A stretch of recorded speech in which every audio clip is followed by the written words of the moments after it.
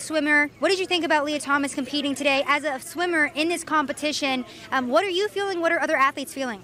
It's a common conception that we are all very disappointed and frustrated with someone who has capabilities more than us women have to be able to compete at this level and take opportunities away from other women. Like, I have a teammate who did not make finals today because she was just bumped out of finals, and it's heartbreaking to see someone who went through puberty as a male and has the body of a male be able to absolutely blow away the competition, and you go into it with a mindset that you don't have a chance, if that makes sense. Like, it's hard to compete against someone with the aerobic capacity, the muscle development, the body of a man. It's hard. It's hard to think about it like that. And staying positive, I bet, for other swimmers who are in that heat is probably overwhelming. I'm not sure. I can't speak for them, but it's disappointing to see and frustrating, definitely.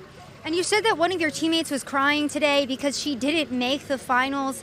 You said that she was 17th, yes, and there were 16 spots. Yes. So Leah Thomas took one of those spots. Talk to us about what your teammate was going through and that experience. She was very emotional, and it's hard to see because it's her last NCAAs, and she really loves that race, and it was just heartbreaking to see that she put all her effort into it today and went the best time that she's went in a morning session before and still not make it back. It's hard to see someone who works every day, every night, still not be able to compete against someone like that.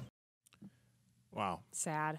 Yeah. I mean, we've gotten to a point as a country now where we're allowing, the voices of 10%, 5% of the community make all of these decisions for all of us, that affect all of us. It's the tyranny of the minority. Tyranny of the minority, yeah. Yeah, and so, I mean, if you look at it from kind of a statistic standpoint, the trans community and, I mean, the LGBT community broadly makes up a tiny, tiny, tiny percent of the entire nation.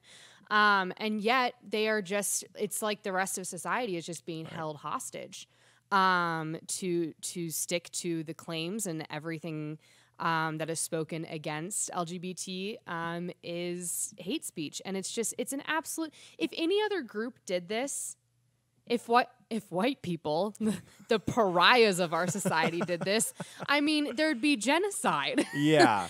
But nobody cares. I mean, if it's a properly suppressed minority, then they have full reign to just run rampant over every atmosphere in society. I think one of the reasons that they've been allowed to get away with this for as long as they have is because this media disinformation coming from all these establishment outlets has skewed kind of everyone's views. So there was this poll that just went out, I don't know, a week or two ago, or at least I saw it a few days ago for the first time, that the average American overestimates how big a lot of minority populations were. Mm-hmm. So, the number of transgender individuals is somewhere like 1% of the population, or under that, or around that.